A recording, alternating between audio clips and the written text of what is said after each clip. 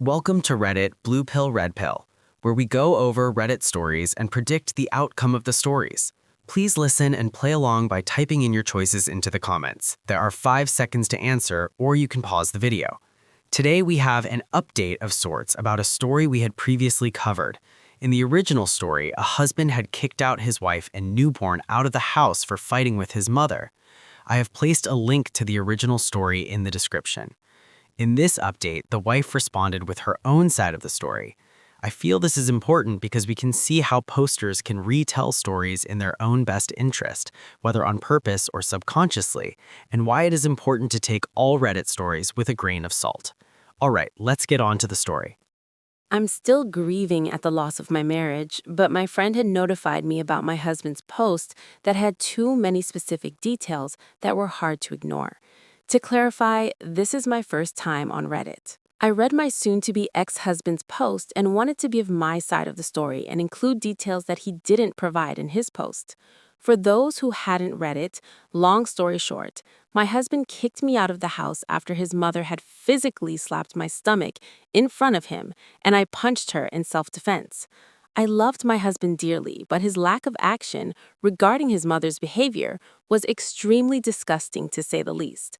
I tolerated his mom's behavior long enough until I couldn't take it anymore, as he had overlooked his mom's behavior over and over again, that finally I had enough. The first thing that pops out is the OP describing her husband as her soon-to-be ex-husband, so it seems her decision to divorce him is still firm. Another aspect that this highlights is the frequency of the abuse her mother-in-law inflicted on her. The OP here describes being abused over and over, yet in the original story, the husband did acknowledge that his mother had made mean comments to his wife in the past, but he definitely downplayed the severity and frequency. There are no questions here, so let's continue. I was still recovering after giving birth to his child when his mom slapped my stomach, and my husband exaggerated when he said it wasn't a hard slap. The slap itself was hard enough to be heard by everyone in the room. I had lost it at this point when his mother slapped my stomach with a turd-eating smirk that wasn't visible from my husband's point of view. At least, that's what my husband claimed. I had a mental breakdown when my husband told me to leave after kicking everyone out of the house. You should have seen his face when he told me to get out with a straight face and without hesitation. Our baby was crying at this point before I left, and I couldn't do anything but cry that night after I went to stay with my mother. His mother sent me a text mockingly saying, "I'm going to file charges against you for assault, you fat little whore. Now stay the fuck out of our lives." She ended the text with a smiley face at the end. In the original story told by the husband, he seemed to minimize the severity of the slap to the stomach of the OP. I myself said at the time that a punch to the face was too harsh a retaliation, but this paints a different picture than what the husband originally wrote. If the mother really did slap the OP hard enough that the sound could be heard by everyone in the room, then it is similar in severity to a punch in my eyes, and I don't blame the OP for punching the mother-in-law back after such an attack. However, with the text message that the OP received from her mother-in-law after the attack, it seems that the mother-in-law purposely tried to goad the OP into a violent attack, and she was successful. Knowing the mother-in-law wanted to stir a physical confrontation, would you even engage with her at all? If someone who has nothing to lose tries to goad you into an action that will irrevocably harm your future, would you let your emotions control your actions? While I said that the OP was justified to punch the mother-in-law given the severity of the slap to her stomach, according to the original story, the OP's punch was hard enough to make the mother-in-law bleed and crumble to the floor. This punch was not just for self-defense, it was all the pent-in rage spilled out in one act. And her mother-in-law got exactly what she wanted, to break up her son and the OP up. What do you think? Do you think it was fine to punch the mother-in-law with all her force, thereby giving the mother-in-law the reaction she wanted all along? If so, type Q1 red in the comments. If you think you would have walked away despite having the right to hit back, type Q1 blue.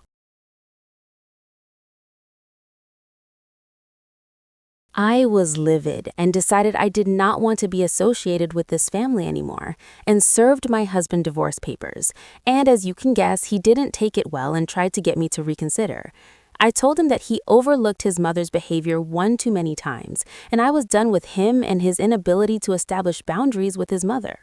I recommended setting boundaries, but he didn't think it was necessary, even after I told him throughout the pregnancy about the nasty names his mother called me when he wasn't around.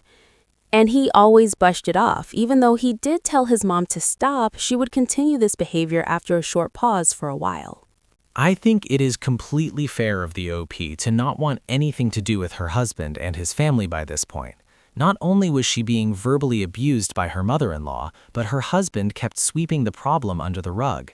The OP seems to have been pleading with her husband to permanently address this abuse for a long time, and it's understandable if she no longer has any trust in him after all this. In the end, it was the husband's inability to take his wife's well-being over his relationship with his mother the reason things escalated to the degree that it did. Let's continue. Before I left after handing him divorce papers, he begged me for another chance and told me he cut contact with his mother permanently. I told him that he's sorry now that I handed him divorce papers and that he was too late to act now that I decided I wanted out of the marriage. I told him I loved him so much that he should look at it as a sign that if I didn't, then I would have divorced him long ago because he didn't stand up for me multiple times. And I let his mother's snarky comments and behavior slide at my mental expense. I told him he needed help with the trauma because I understand that he is dealing with trauma since he already mentioned my abusive stepdad, but he didn't even realize that his mother hadn't gotten him help for his trauma that he is still being affected in his adulthood. The OP acknowledges her husband suffers from untreated trauma that still manifests into his adult life and is so severe that it is about to tear his family apart. Some people have to reach rock bottom before they are forced to address their problems, and it seems the OP's husband is like that. It took this long and things had to reach this level before he finally had it in him to cut his toxic mother out of his life, but to the OP, it is too late for him to make amends. But should the OP give her husband one last chance? She says she is still in love with him, and she has never said he mistreated her, only that he did not protect her from his mother. He has finally cut his mother out of his life, who was the sole agitator in their lives, so with her out of the picture and with a newborn child, should the OP still be so adamant to ask for a divorce? What do you think? If you agree with the OP to continue with the divorce, type Q2 red in the comments. If you think the OP should reconcile with her husband on the condition he cuts all contact with his mother and any other toxic family members permanently, type Q2 blue.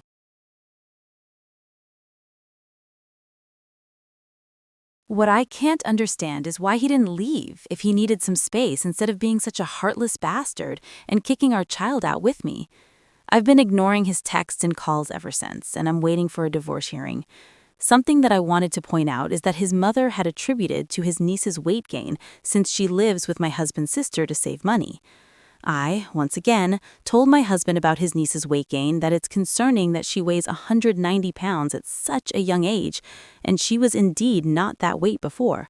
On the day of the incident, I was making the niece's second portion of food, and then my husband's mother came towards me and snatched the plate out of my hands and said, "I'll do it myself. Let me take care of it." And when I tried to take the plate back, his mother said, "I know what to do. You don't know how to properly feed someone as healthy as my grandchild." I was shocked that she thinks that her grandchild's weight was normal for her age. Here, we see an example of an interaction between the OP and her mother-in-law. The OP, as host, was making a second plate for the niece when her mother-in-law took over forcefully. The way the OP reacts to this is related to an important point I made previously. Instead of backing down, or at least use her words to show her displeasure, the OP tried to take the plate back from her mother-in-law's hands. Remember that they are fighting over a child's plate with the child watching them.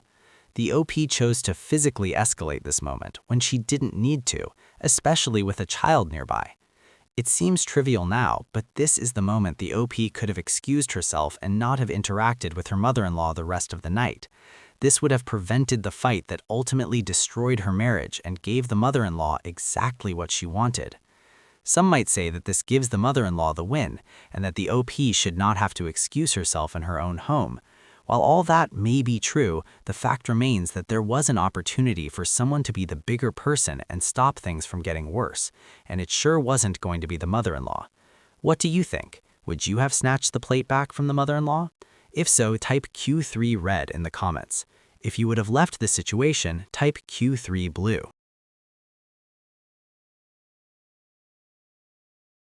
I couldn't take this harassment or abuse any longer, and my breaking point was reached when he kicked me and our child out of the house. Now I need to do what's right for our child, because she doesn't need to be in a toxic household where she has to witness the drama going on. My soon-to-be ex-husband wants us to do marriage counseling, so which I have refused to do so because I am done with him. I'm starting to feel slightly guilty with his begging and gaslighting. I just want to be done with him. I've blocked him as recommended by my lawyer, but he keeps reaching out through his other family members and siblings. What should I do to make him go away until the divorce hearing? The OP is adamant to continue with the divorce process and is trying to go no contact with her husband until the divorce finalizes. The OP says she is ultimately leaving because she does not want to have her child witness any more toxic drama. But if her husband has promised to cut ties with his mother for good and is remorseful and seeking to do counseling and therapy to address his issues, does her reasoning make sense? I think she is just tired and done with the whole situation, and she no longer trusts her husband to have her back, which I would agree with. Despite if her husband agrees to do this or that, if the OP doesn't trust him anymore, then there's no saving this relationship. We have come to the conclusion to this update and must decide who is the a-hole. If you think the OP of this story is the a-hole for not acknowledging that she also contributed to the mess, then type Q4 red in the comments. If you still the OP is not the a-hole and all her actions and reactions towards the mess were warranted, type Q4 blue.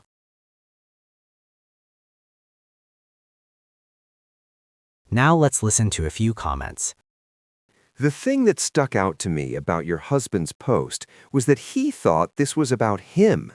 He needed time to process. He wanted the house empty of everyone, including his wife and new child, because he was overwhelmed. And he thought he was in control. It was so bizarre. His mom was out of control. She gave your food away while you were nursing his child. Then she slapped you. He was worried about both of you verbally arguing and how it affected him, not that his mother was once again treating you like shit. I can see how his mother being punched and falling on the ground was shocking, to say the least. However, Jesus Christ, his mother was being abusive to you. In her actions, giving your food away, verbally calling you fat, and physically. For a split second, you thought he finally circled the wagons by kicking everyone out, that he had your back. You hung your head on the table after being insulted and assaulted and thought you and your husband were going to have a "this bitch" conversation, only for him to, by his actions, say that you were the problem.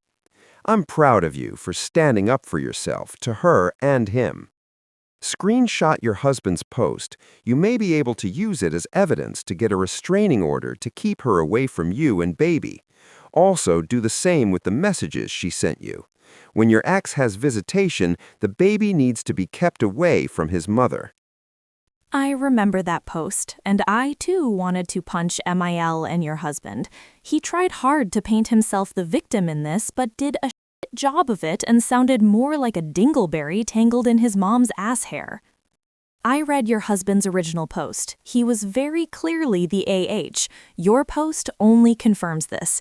As far as your question about getting him to leave you alone until the hearing, ask your divorce attorney if they can send him/his family members a cease and desist letter or send it to his divorce attorney.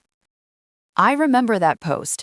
I remember thinking that your STB ex-husband was just as abusive as his parents, just in new and inventive ways. He evicted his 5-week-old baby in the middle of the night. He enabled you to be profoundly abused, mentally, emotionally, and physically. The stress his mother put you through whilst you were pregnant could have seriously harmed your child in utero. When his mother stole your food, she was also damaging your milk supply. In effect, she was starving your child too. And your husband knew that. He let her starve you and assault you, and then he threw you both out. You're feeling guilty because it's a natural response. It shows you're a decent person who feels empathy and shame. It's a good thing that you feel this way. But please don't let that guilt guide you. You need restraining orders for you and your child against your evil ex-MIL. It needs to be written into the custody agreement that she isn't ever allowed near your baby. But frankly, I think you should go for full custody and he gets supervised visitation only. Any man who is happy to see his child be abused by proxy and immediately evicts them is dangerous to that child. You can never trust that he will protect her, and for that reason only, he should never be alone with her. I remember telling your ex-husband that he was the asshole. His #1 job as a husband is stick up for his wife.